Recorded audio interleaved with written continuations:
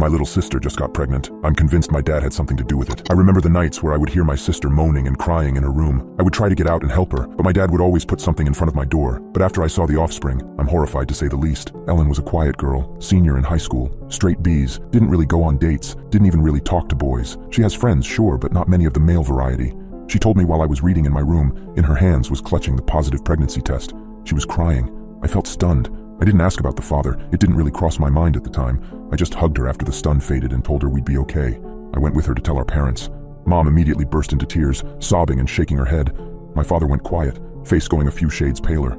Then he spoke up. "Why are you lying to us like this?" Ellen started to cry again as she shook her head. I'm not lying. Shut up!" My dad slapped the pregnancy test from her hand and stuck his finger in her face, his voice raising to a shout.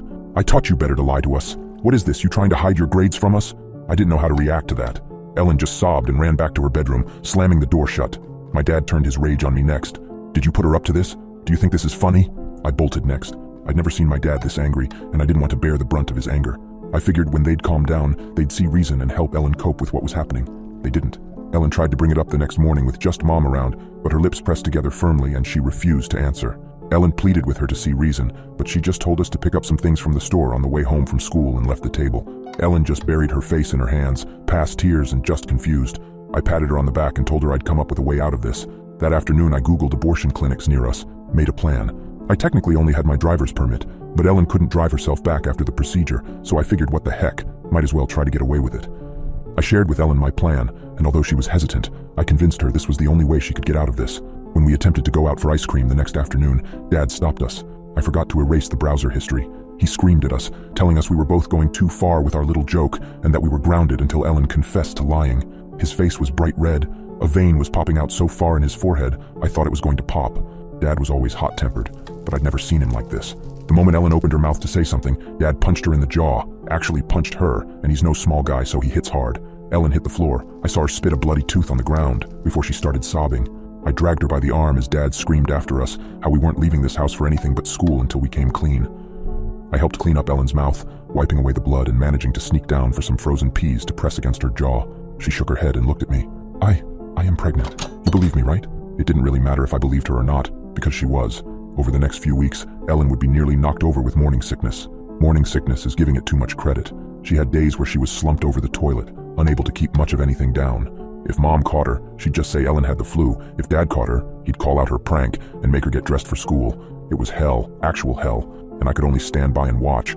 Ellen wasn't sent to the doctor for prenatal care. I did my best with school computers to research how to help, but the help of a 15-year-old isn't exactly much help.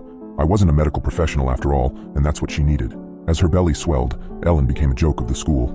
Rumors spread about how she slept with one of the teachers to pass her class, or that she had no idea who the father was because she'd been fucked by anyone who would take her. To her credit, Ellen didn't ever respond to these rumors. She'd just simply carry on with how she had. I think sometimes even Ellen would doubt her own pregnancy. I'd catch her staring at the mirror, running her hands over the bump with the most quizzical expression, like she had no idea what was really in there.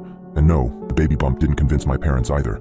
My mother began to restrict Ellen's food intake, saying that she really needed to watch her weight, even though Ellen had probably never been above 100 pounds her entire life. It was incredibly messed up to have to sneak her food every night so she wouldn't be starving.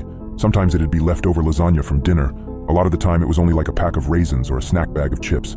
It didn't matter. Ellen was always thankful. Despite our screwed up situation, it did help me and my sister grow closer. We were just that difference in age that it wasn't easy for us to really bond, but I was the only one that really stuck with her. As she became more and more obviously pregnant, her few friends drifted away or simply stopped talking to her. Months passed. Ellen graduated with passing grades and looked positively enormous, even with the graduation gown. She smiled during pictures, and I think that's one of the last times she sincerely smiled. Now that school was out though, there was no leaving the house. We were prisoners in our own home. I could only get on the computer with Mom or Dad lurking nearby, so no more pregnancy research. I had to rely on the notes I'd managed to take during the school year. I'd keep moving them around my room so that my parents couldn't find them.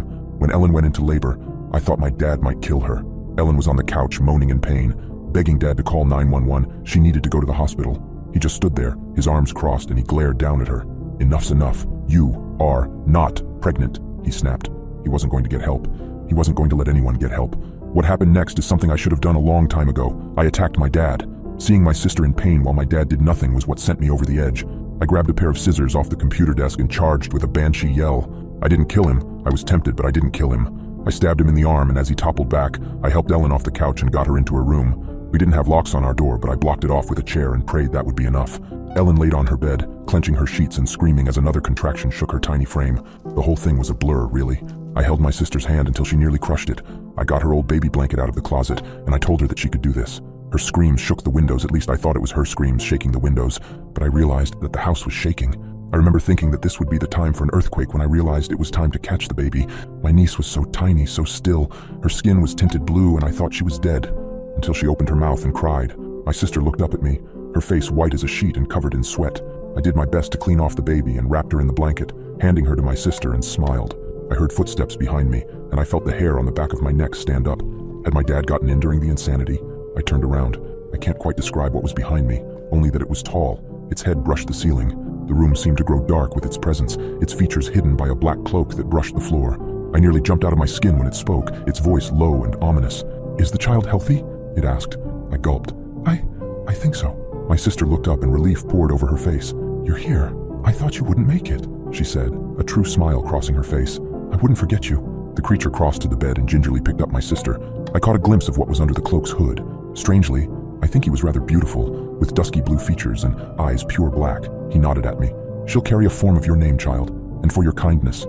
He pulled a small pouch from his pocket, setting it in my hand. I undid the string and sparkling gold pieces poured into my hand. The strange man walked to the closet, opening it up. I could hear my niece squall, and my sister excitedly tell the stranger how happy she was to see him. The door closed behind him. I got to my feet and opened it up. There was nothing there, except for a few of my sister's dresses and some mismatched shoes. I sank to the floor, wrapping my arms around myself and allowing myself to cry as my dad finally broke in. I've never seen my sister again, although sometimes late at night, I can see a small child peering in from my closet. She has my sister's eyes.